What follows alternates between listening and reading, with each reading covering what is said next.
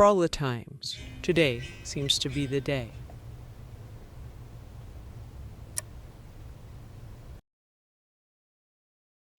When I got the lonely remembrance of him, I opened at the tapes he used to record.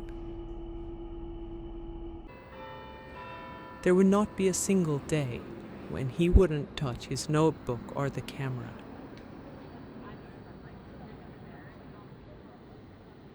For a long time, I felt like he has born memory, so he wanted to record and remember.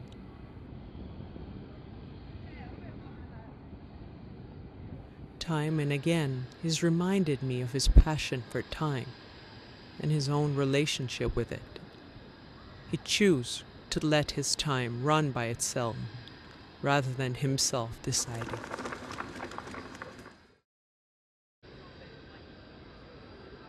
He liked how things were synchronized. The relation of species and their nature was intriguing. He wrote in his note, "This bird was like no other. It just stood there, not scratching its body, nor beaking it, and was doing nothing for minutes. I find that nature was easy for this one. It's a shame I found my camera not capturing that reality like them." He wrote, "Birds like to flock, mostly. They do most of the things together. They eat together, decon itself together, even fly off together. This thing we share so much with this species. Even we flock together, you see. And the instance he'd mentioned to me was how traffic lights made us flock often, even when we don't want to be associated with the one next to us.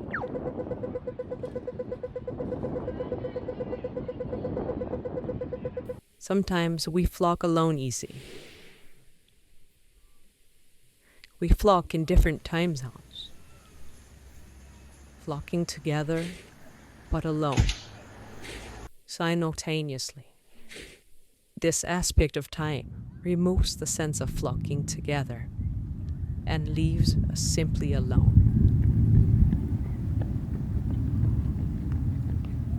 But he'd say to me a lot, "We are never alone, love. Maybe it's our choice," he'd say, "to feel alone, to be sad." I remember he'd like to pet his dog. He loved it dear.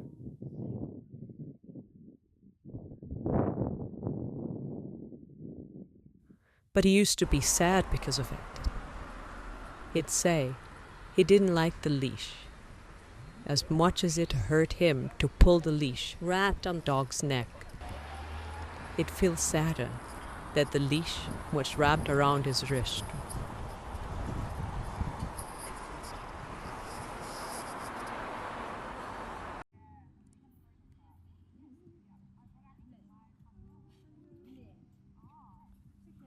I want to set him free, sweetie, but I'm bound by my love for him.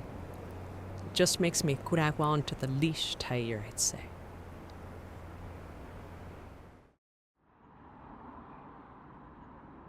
He'd mention movement feels nice. I would add, well, we all move once in a while. He'd disagree. He wanted to focus on feeling nicer rather than moving itself. Here he wrote, "I saw a girl waiting for a bus today. She was running from the station to the stop. When she got there on time, oh, she was so happy. Her breath fluctuating, almost sweaty and horrified body-wise. But the time she saved by catching on was so evident. Then I remember how lucky this guy I saw a couple days ago was. He seemed like he'd draw his way till eternity. He'd never be out of breath, and still on time, I presume.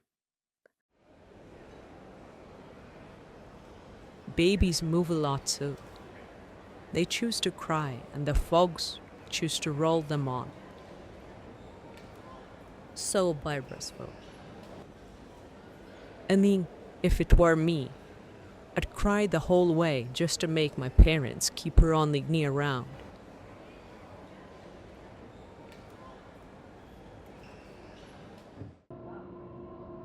But some movement feels empty most of the time. Maybe it's the leash what decides our movement.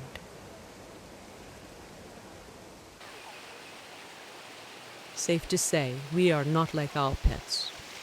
I would feel way more frustrated with the leash around my neck than my doctor's.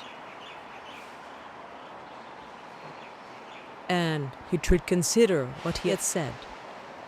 Maybe it's just that we can't seem to see the leash wrapped on us.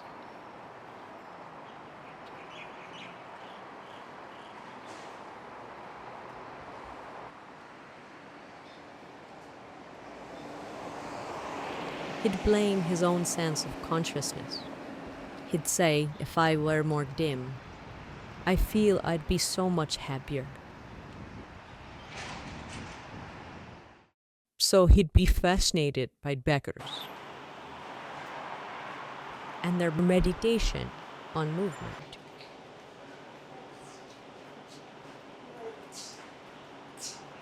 Staying at a spot without much judgment about themselves,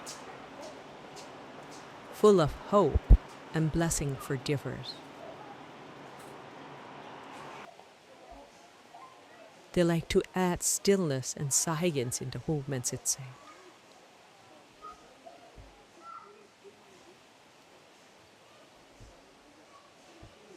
But I remember his own movement would freeze along when he saw somebody play music on the street.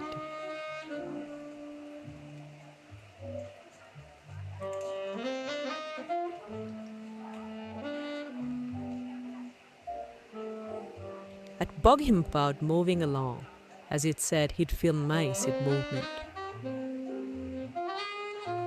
He'd just be stuck there, and later on would refer to me that he was in fact moving, precisely, he'd say, within her music. I was transcending to her spirit's plane.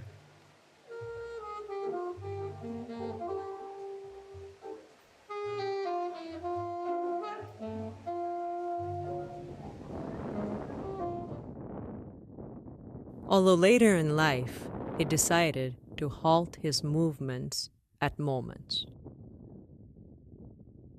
And these moments would be the ones after he got diagnosed.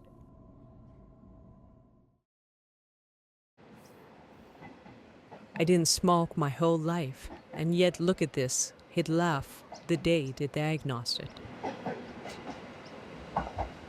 Strangely, he picked up the habit of smoking after a while and stopped his moments to take a smoke.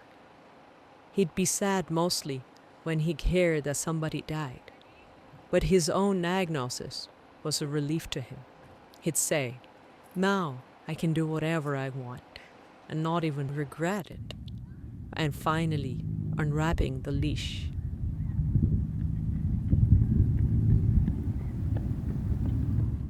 After his diagnosis, I remember he used to sit beside this huge monolith with the names of the martyrs who served for the country.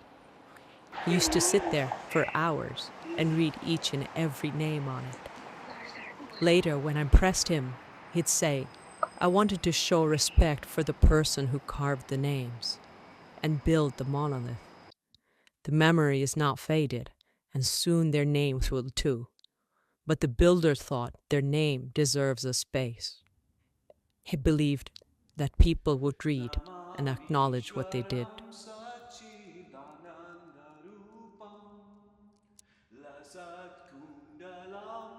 Belief comes in so cheap. Disagreeing takes a lot of effort, to say. But just admitting that it is gives you a better spot, a sunny side. I'm happy that I get to die believing. In his last moments, he'd like to look at the sun, just close his eyes and get a glimpse of the warmth on his skin. I suppose he was sad sometimes, if not always. He wrote here in his final days, I love movement and love moving in time. Just this time, my movement would halt in this body, and my soul will be traveling galaxies. I'm just sad this time. I'm not positive I'll have my camera and my notebook with me.